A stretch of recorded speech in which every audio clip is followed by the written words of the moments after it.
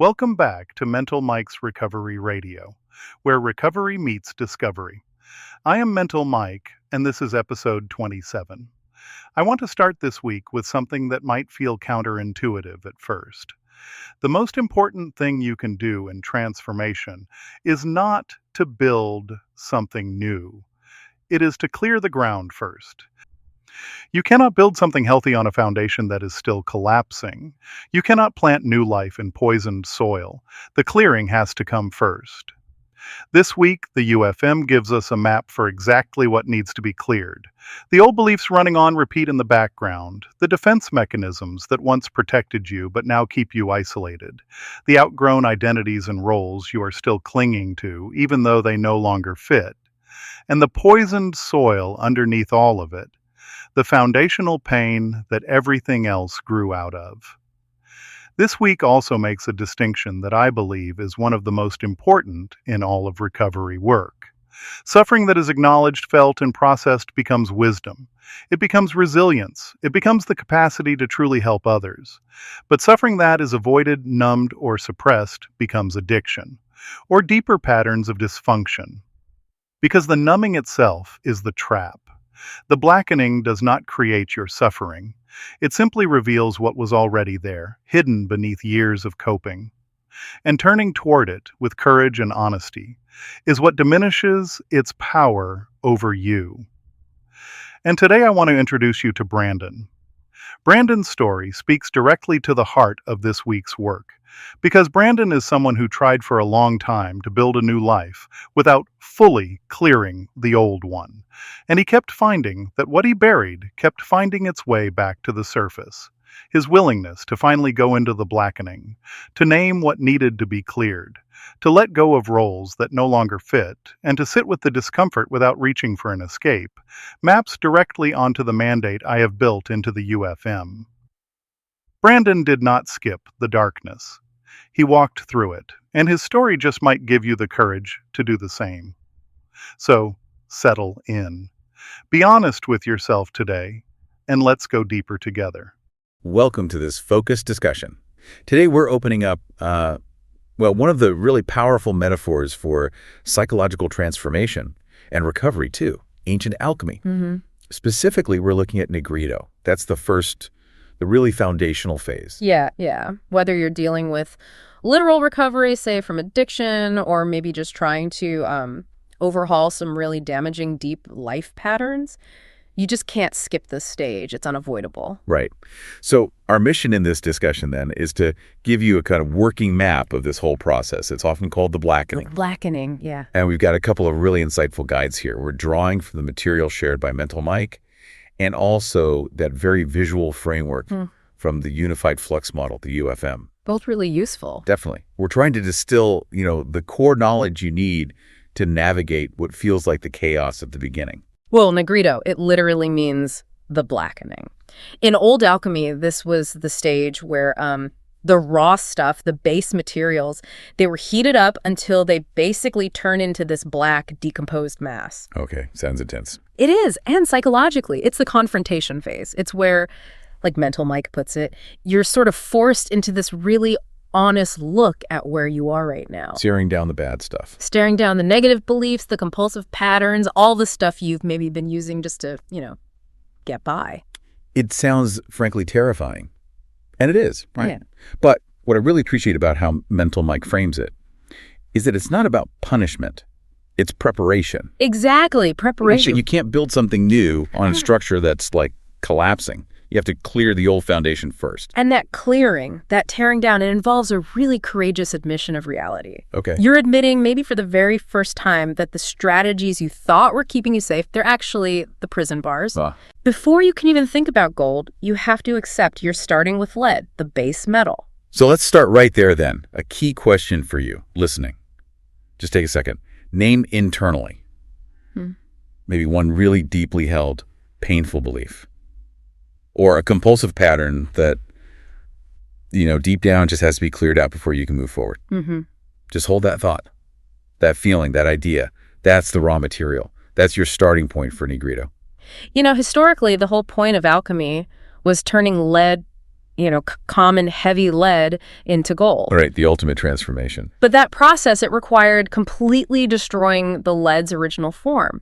And what Mental Mike really emphasizes is that transforming the self, the psyche, Right. well, it follows that exact same pattern. So you have to destroy the base self to free up the potential. Pretty much. You have to break it down to release what could be. And this is where the UFM, the Unified Flux Model, is so helpful, I think. Yeah. It gives shape to that base material because this phase feels so hard, often because it feels like you're fighting something invisible, Yeah. right? Just this overwhelming fog. Yeah, it's confusing. But the UFM asks us to just completely shift our perspective on that. It does. It suggests that instead of seeing your psyche like, I don't know, a broken machine that needs fixing, Yeah. you look at your inner world, your energy, your consciousness, even your daily habits. Think of it all as a garden. A garden. Okay, I like that. But a garden that, through maybe trauma or neglect or just plain old human coping mechanisms, it's become choked, toxic, overgrown. Right. Neglected. And Nigredo. That's the necessary and, often painful process of becoming the gardener, getting your hands dirty. It's about preparing the ground, not making it perfect instantly. Exactly. Preparation, not perfection. So let's use that UFM material. Let's take a quick tour of this neglected space. What's really crucial is how the Unified Flux Model breaks down this big, overwhelming mess into specific things you can name, Okay. which allows us to tackle the blackening more systematically, not just flailing around. Right. Makes sense. So where do we start the tour? Well, we start with the most obvious things, stealing the light and nutrients. The weeds. Weeds. Okay. And the UFN defines these as those old beliefs, the ones that just run on repeat in the background of your mind. Beliefs that don't serve you anymore, if they, ever really did. Like what? Give me an example. Oh, those core negative things, like I'm not good enough, I'm unlovable, or any success I have is just luck, it's an accident. Oof. Yeah. And really importantly, especially in recovery contexts, this includes that fundamental belief, I need my substance, my mechanism. I'm just not strong enough to cope without it. Right. That's a big one. Pulling those weeds, that's the work of telling yourself the truth. Hard truths sometimes. Okay. Weeds first. Then what? Thorny bushes. Yep, the thorny bushes. According to the UFM, these are the defense mechanisms you built, probably way back, to survive some initial pain. They seemed protective at the time. They probably were protective for a while, but now they cause more harm than good. They manifest as things like constant anger or completely isolating yourself, pushing people away. For chronic dishonesty. Lying about what you're doing. Exactly. Things that ultimately push others away and leave you totally alone in that overgrown garden. Okay. Weeds, thorny bushes. Then we hit what the UFM calls deadwood. The deadwood, yes. This is often, emotionally, one of the toughest things to clear. These are the outgrown identities and roles that you're still clinging to. Outgrown identities? Yeah. Like what? Well, think about a persona you constructed. Maybe you were always the strong one, the rescuer for everyone else. Yeah. Which meant you never had to look at your own mess. Right? Convenient. Yeah. Or maybe you took on the role of the victim, which, yeah, it's painful, but maybe it also felt strangely comfortable. Excused you from taking responsibility. Or maybe the rebel or the life of the party, roles that just don't fit anymore. That's heavy, because letting go of that. The UFM points out it feels like a death, a real death, because you're abandoning this familiar tone way of being in the world, even if that way is, well, hollow now, rotten. It's painful because you don't know who you are without it yet. Precisely. There's a void. Okay. And then underneath all of this, the soil itself. Right. The poison soil. This isn't a specific behavior, it's the foundation. The UFM is clear. This is the core of unprocessed trauma, grief, shame, and resentment. Wow. So it contaminates everything. Everything. You can try planting positive thoughts, gratitude, whatever, but if the soil itself is toxic, nothing truly healthy is going to flourish there. The rot starts deep down at the root. And that poisoned soil leads to the last thing on the UFM list. Yes, the final element we see are the tangled vines. These represent the compulsive patterns and addictive behaviors that have just, well, they've taken over the whole garden, strangling everything else. It's such a powerful way to visualize it. Yeah. Because when you look at that list, weeds, bushes, deadwood, poison soil, tangled vines, Yeah. you realize, like you said, these things didn't just appear maliciously. They were adaptations, weren't they? Often, yes. Survival mechanisms from a different time, but they've long overstayed their welcome. They're actively blocking your authentic self now. So the action needed is Well, it's clear. A radical, honest clearing out. It takes courage, a lot of courage, and compassion for yourself. And maybe above all, trust. Trust that removing all this familiar old mess will make space for something better. Even if that cleared ground looks totally barren and scary for a while. Especially then. Okay, so we've kind of established that what clearing out this inner garden. Now we have to get into the how. And this is where the sheer difficulty of Nigredo really hits home, doesn't it? It really does. This is the hard work. We're turning now to Mental Mike's material, which lays out 5. But they feel like non-negotiable demands of this stage. Not suggestions, requirements for transformation. Yeah, they're pretty stark. The first, and maybe the most defining one, is you have to face what you have been avoiding. Okay, and that's not vague. No, not at all. It means looking squarely at the painful emotions you've buried, the shame, the fear, the sense of failure, and also the difficult truths about your behavior and what consequences it actually had. You're basically ending your lease on denial. Completely. Eviction notice served. Okay, demand number 1, face it. What's number 2? Second, you must let go of outdated identities. We talked about the deadwood from the UFM. Right, the roles. Mental Mike is very direct here. This transition feels exactly like a death because psychologically it is the death of that constructed self, the one who relied on the substance or the pattern or the role. You can't carry the old rusty armor into a new kind of life. You really can't. It doesn't fit anymore. It just weighs you down. Okay, third demand. This sounds like where the rubber meets the road for recovery. It often is. The demand is to sit with discomfort without immediate escape. Oof. This phase requires developing a kind of radical tolerance for difficult feelings, grief, deep loneliness, maybe anger, maybe just that churning existential fear. And you have to just let them be there without running back to the old fix. Exactly. Without immediately grabbing for the old compulsive behavior, the substance, the distraction, whatever it is that numbs it out. But practically, Yeah. how? I mean, how do you actually do that when every single part of you is screaming for that familiar relief? It feels impossible sometimes. Well, Mental Mike talks about a crucial shift in perspective here. You start by understanding that the feeling itself, the discomfort, the urge, it isn't the actual danger. Okay. It was the reaction to the feeling, the compulsive escape. That's what caused the harm, the damage. Okay. So the feeling isn't the enemy. The automatic reaction is. Precisely. So, by sitting there, observing the feeling, maybe noticing the urge without acting on it, without feeding the compulsion, you actually start teaching your nervous system that you are safe, even when you feel uncomfortable. It's like an exercise in proving to yourself that you're bigger than the urge. It really is building that muscle of tolerance. Okay. That makes sense. What's the fourth demand from Mental Mike? The fourth is question everything. This is about turning radical intellectual honesty inward. Like being a detective about your own thoughts. Kind of. What beliefs do you hold about yourself that are just, well, untrue stories you've been telling yourself? What narratives about your past keep you stuck in repeat patterns?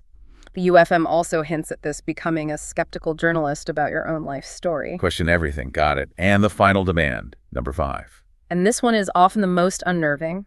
Embrace uncertainty. Oh, boy. When those weeds are pulled, the deadwood's cleared, the thorny bushes are gone, you inevitably enter this liminal space. Right. In-between space. Where the old stuff is dissolved, the ground is just black and messy. And the new thing hasn't remotely taken shape yet. You have no idea what's coming. That's terrifying. It sounds like free-falling. It absolutely feels like free-falling. And the UFM stresses this too. Nigredo demands that you trust this process, even when the destination is completely hidden. Even when your life feels totally destabilized and chaotic. Trust the void, basically. In a way, yes. But if we connect these 5 demands back to that core alchemical idea, you just cannot rush the composting process. You can't skip the blackening and somehow expect wholeness or gold at the end. Right. This transition phase, it has to be processed fully. Any attempt to just, slap a glossy coat of positive thinking over that poisoned soil, it just guarantees it'll all collapse again later. You have to go through the dark to actually find any light. That's the essence of it. And this brings us right to, well, a core paradoxical teaching. It's really strong in the Unified Flux Model material. The critical role that suffering plays in all this.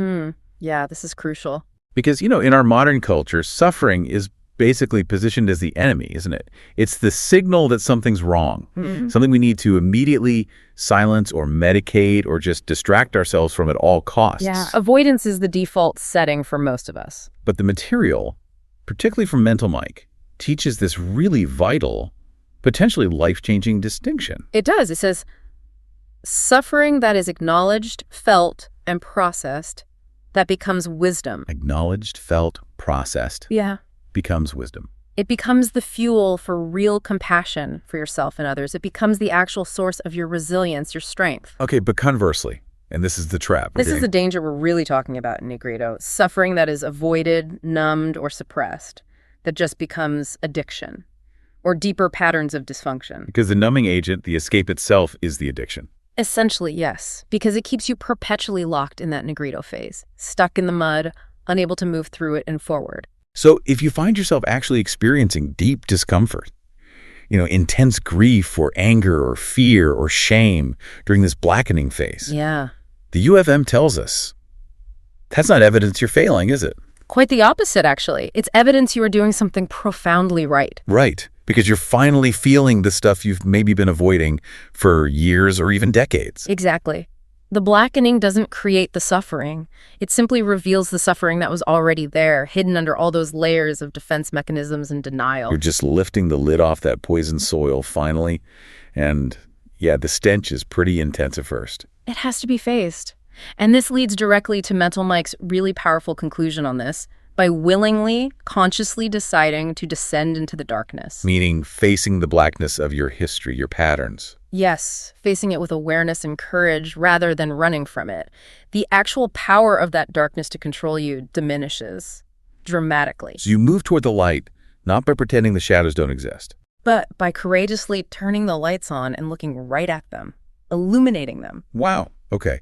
So this discussion of Nigredo, the blackening, it really shows why genuine transformation isn't some quick fix. It's not a blissful leap into the light. No, definitely not. It starts with this honest, messy, often painful, but absolutely necessary clearing out process. And it demands huge courage, doesn't it? Radical honesty with yourself and a willingness to just confront the painful reality of your inner garden and everything that's grown there, wanted or unwanted. And we've established that those outdated identities, those roles you play, the deadwood from the UFM, letting go of those is a huge source of the initial pain and grief. Right. The self you thought you knew has to kind of dissolve before the authentic self can even begin to emerge. And that process of dissolution, of not knowing, that's often the hardest part. The uncertainty can feel completely overwhelming. Yeah, that void we talked about. So, as you move forward from this discussion, maybe start contemplating this work of the blackening in your own life.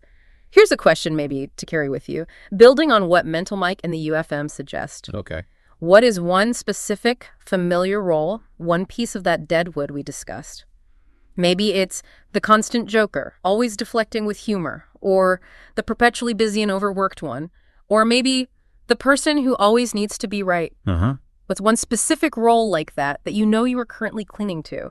And how might that very clinging be actively preventing your new, more authentic self from even being planted, let alone taking root in that freshly cleared ground? Wow. That's a powerful question to sit with. Finding that piece of deadwood. It's central to the work. That really is the essential work of Nigredo, isn't it? Be honest, be brave, and maybe try to trust the difficult, messy process of the blackening. Trust the process. We'll catch you next time. This podcast scared me a little, honestly. Because it wasn't talking about just quitting drinking. It was talking about dismantling the person I built my entire life around. That's different. The whole blackening idea, Nigredo, man, that hit me hard. Because recovery has absolutely felt like everything false inside me slowly collapsing. And at first I thought that meant I was getting worse, not healing, worse. The podcast explaining that destruction is actually preparation changed how I view this stage completely. Because when I stopped drinking, all the stuff alcohol covered up started surfacing immediately. Anxiety, loneliness, panic, shame, fear of rejection. I realized alcohol wasn't my core problem. It was my main strategy for avoiding myself. That's a brutal realization, honestly. The garden metaphor from the Unified Flux Model stayed in my head for days, especially the weeds, those automatic beliefs constantly running in the background. I'm not enough. People wouldn't stay if they knew the real me. You'll fail eventually anyway. I didn't even realize how automatic those thoughts were until recovery forced me to sit alone with my own mind sober. That's when you realize how much noise substances were covering. The thorny bushes part hit too. The defense mechanisms, mine was humor. If I could make people laugh, they wouldn't look too closely. Sarcasm became emotional camouflage, and underneath it was somebody terrified of vulnerability. The podcast explaining these defenses as old survival strategies really changed how I viewed myself, though, because I always thought my coping mechanisms meant I was fake. Now I understand they were adaptations, outdated ones, destructive ones, but still adaptations.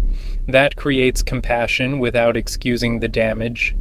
The deadwood section honestly wrecked me emotionally, though, especially hearing that some identities have to die before healthier ones can grow, because my whole identity revolved around being the fun guy.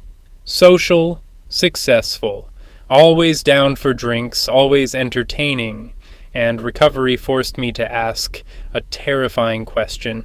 Who am I if I stop performing that version of myself? I didn't know. Honestly, some days, I still don't. That uncertainty is brutal. The poison soil part felt painfully accurate, too. Because underneath all my behaviors was unresolved shame I never dealt with. Childhood stuff. Feeling unwanted. Feeling emotionally invisible. Feeling like love had to be earned through achievement. That stuff poisoned everything eventually. Relationships. Self-worth. My ability to feel safe emotionally, and alcohol temporarily numbed the poison, until it became poison itself. That's the trap. The podcast saying suffering becomes wisdom only when you stop running from it, that line hit hard. Because avoidance became my entire personality, busy all the time, drinking all the time, always distracted. Anything except sitting still long enough to feel what was underneath me emotionally. Now recovery feels like slowly learning how to tolerate my own internal world without escaping it. And honestly, that's harder than quitting alcohol physically ever was. And the uncertainty section probably impacted me most, though. The idea that real transformation requires entering a stage where the old self dissolves before the new self fully forms. That explains exactly why early recovery feels so disorienting. You lose your old coping system before you fully trust the new way of living yet. It feels like psychological freefall. But this podcast reframed that too. Maybe the confusion isn't proof that I'm failing. Maybe it's proof the old structure is finally breaking apart.